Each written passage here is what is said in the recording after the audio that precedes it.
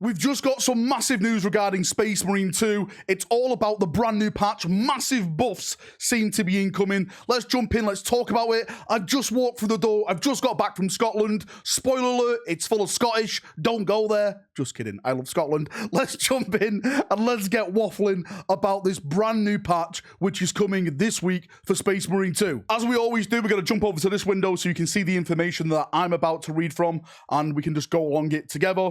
So let's start. It says, as discussed last week, we've been monitoring your feedback since last Thursday's patch 4.0 and have decided to address your most pressing concerns with a new balancing update coming this Thursday. So tomorrow, I'm recording this right now on the Wednesday, so tomorrow is going to be the big patch drop.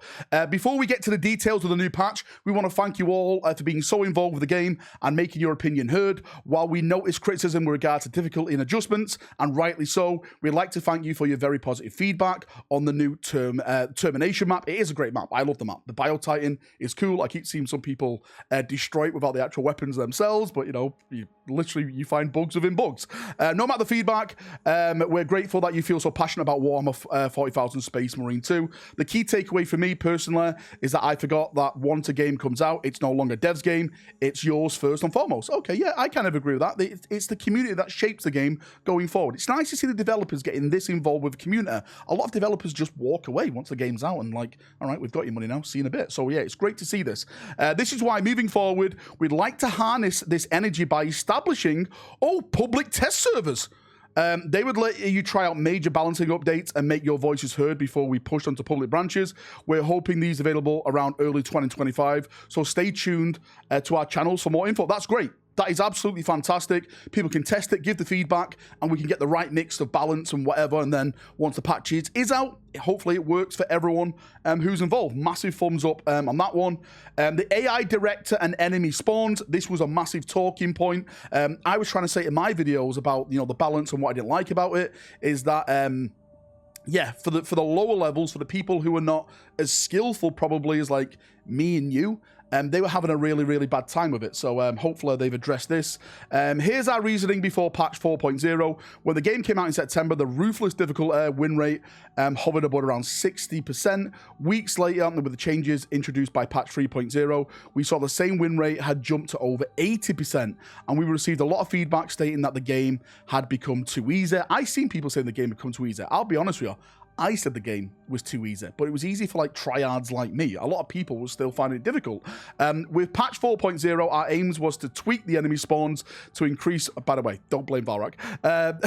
Our aim was to tweak the enemy spawns to increase overall number of enemies rather than reverting to buffing their health. Unfortunately, this had an impact on the easy difficulty levels as well, as I said in my video. For example, the win rate on the easiest difficulty drops slightly after patch 4.0 from 95 to 93. This may not look like a lot, but the numbers aren't everything. Your feedback made it clear that the game had become more intense and stressful on the low difficulties. Again, that was my problem. And this was never our intention.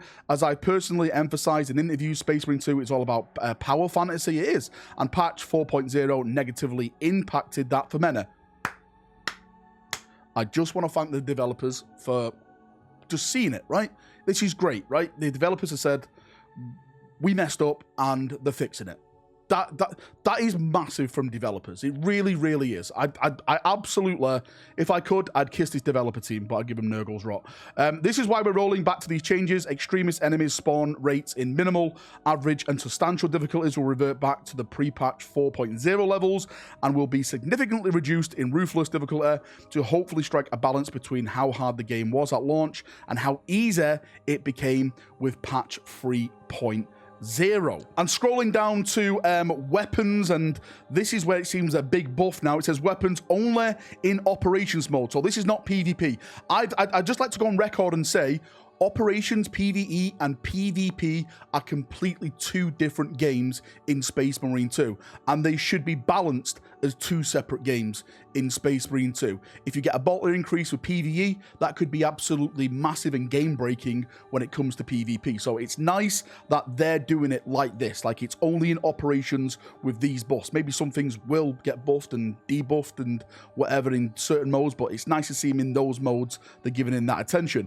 We've been watching saying we've been wanting to address the bolter family for a while, rightly so, and they've been underperforming across all difficulty levels. Mate, there's nothing more that I want is to bring bolters to the game. I want my heavy bolter, my heavy bolt rifle, stalker bolt rifles, but I'd rather bring a melter because it just, yeah, they do more damage. This has been a frequent piece of feedback from many of you, and the data confirmed improvements were needed across the board. The percentage increase is based on which classes have access to which weapon and how bolters compete with other options available. Auto bolt rifle damage increased by 20%. That is big.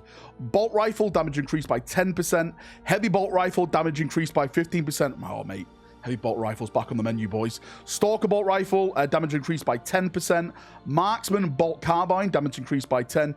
Instigator bolt carbine, damage increased by 10. Bolt sniper rifle, damage increased by 12.5%.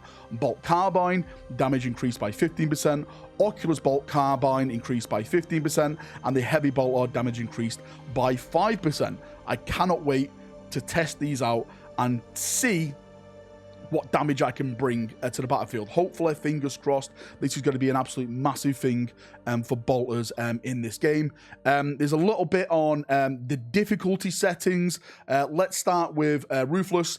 Player armor is increased by 10%. We are partially rolling back the change from previous patch on Ruthless difficulty following your feedback with patch 4.1. We're hoping to find the right compromise between how easy Ruthless difficulty felt after patch 3.0 and how it felt after last week's patch on 4.0. The reason why it was reduced last week is that we noticed a very substantial bump in win rates on Ruthless after patch 3.0 as Minoris enemies would no longer remove entire armor bar with their attacks. Range AI damage was nerfed across the board, and the ability to regenerate armor by parrying normal Minoris attacks was added. Additional note, despite the last patch notes listing a decrease in armor in substantial difficulty, this change was mistakenly left out in the last update, hence why you won't see it being reverted as part of last week's patch. Okay, I'm moving on to another big talking point from the patch, of course, was the lethal tight formation system. So this is basically if you went out of range with each other, you never got your armor back. There was a lot of people complaining, saying, hey, I'm a sniper. I want to be behind the guys doing like, sniper shots. Vanguard players are like, well, I'm afraid to use my Vanguard ability to go out of range of people because we won't be getting armor back and stuff like that. So there was definitely some concerns a part of this. So they said, before anything else, let us clarify our reasoning for the introduction of this mechanic. As we worked on adding a new difficulty tier, we need to make sure this new challenge was meaningful and interesting. With tight formation, our objective was to add a new layer of a challenge for the most skilled players by adding horizontal progression rather than just vertical progression, dealing more damage to the ever stronger enemies. This game is about the power fantasy and enemies that take dozens of melee hits to break it. Thus, the challenge to come from other sources. This system was also designed as a first step towards an introduction of gameplay modifiers down the line, both negative and positive, something World War Z players will be familiar with. I don't know, I've never played World War Z. World War Z players, help me out. But your feedback showed that the proximity requirements felt too restrictive. I liked it and I didn't like it, mate.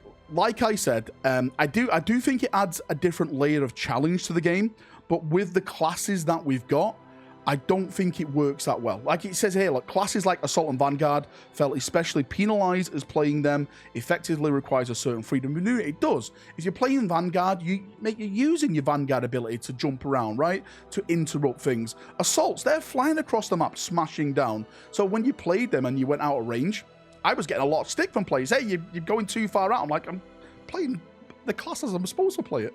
As a result, we're removing the system entirely, and we'll continue to work on modifiers until they're ready. Okay, so that's going. That is good. Tight formation is gone, ladies and gentlemen. It's being removed. We will continue to monitor your feedback after the development of patch 4.1 to make sure lethal difficulty feels as challenging and rewarding as it should. And the last big thing of this patch is AI and general fixes in tech. A recurrent piece of feedback we've seen is that the AI allies can feel useless at times. We've already improved allies' behavior in patch 3.0, and we hope this additional buff will help solo players complete their operations. Bots deal 30% more damage to bosses. I think what my problem is, actually, it mentions it here, is it's the zone throats. They weren't shooting the right zone throats, and like when I play Bulwark and I've run out of ammunition, they're like, they're shooting the one with the shield. I'm like, no, Jeff, shoot the other one, brother. For the love of the Emperor, the Golden Throne, shoot the other one. Fighting zone throats is often reported as a source of frustration. Yes. Alongside these changes to the AI director, we're taking away some of their shield effectiveness to elevate some of that frustration. Zone throat shield swap cooldown with another paired zone throat is increased by 10%. Okay, let's see if that mixes it up a little bit. General fixes in tech, fix a bug that casually rolled roll distance to be shorter than before. Well, I don't think I've noticed that, to be fair with you. There was probably the most impactful and annoying a consequence of patch 4.0. Sorry, I can't even bloody say anything. I'm really tired. I'm sorry. I've been in Scotland, right? The Scottish have been chasing me all day. While iframes were the same, the distance difference made it much less effective versus range attacks. With this bug fixed, you should feel a great improvement in your fighting against range enemies and bosses. Game roll is back, right? Game Riot. Mate, this is why you haven't been playing the game, right? It makes sense now. They broke your rolling game. Now you're back to your best, and I can see you rolling into the enemies. Fix bug with unlocking lethal difficulty reward decals, crash fixes, and general stability improvements. Our teams are constantly working on improvements to the game stability. The patch is no exception. You should encounter fewer crashes. Fingers crossed, fewer crashes is always welcome. That's it for patch 4.1. Your feedback is absolutely invaluable to us, and we're looking forward to hearing thoughts on this new update. I just want to say right now, I'm looking forward to it. The only feedback I can give at this moment, it looks good on paper. I'll be testing it all tomorrow, and I'll do another video how I feel about the bolters and stuff like that. Hopefully you chaps can test it as well. Jump in with me, play some bolter gameplay, and we can see how good the bolters are now, how effective they're sounding a part of this. It does sound very, very good. But again, like I said, everything looks good on paper. It's when you try it out, you know, theoretical, practical, etc., etc. Let's see how it goes. What I will say, what I said at the start of the video, and which I was saying throughout the video, is that a massive shout out to the developers. This is the type of community team. This is the kind of development team I want, right? Yes, you can call me Shillrat, you can call me anything I want, but I'm glad I've got a community team that is taking on the feedback and trying to make the best game possible for the players. They're here for the players, they're taking on the player feedback, and they're just trying to give us an awesome game. What I will add, developers, is any information about the Dark Angel skin pack? What's that? Next week for Valrak? Okay, right. All right. I appreciate that. Right. Anyway, thank you for coming. Thank you for watching. If you got any thoughts, feedback like that, post it down below. I'm on a nice little chin wag down there, as we always do. See you now. Have a great day, and bye-bye.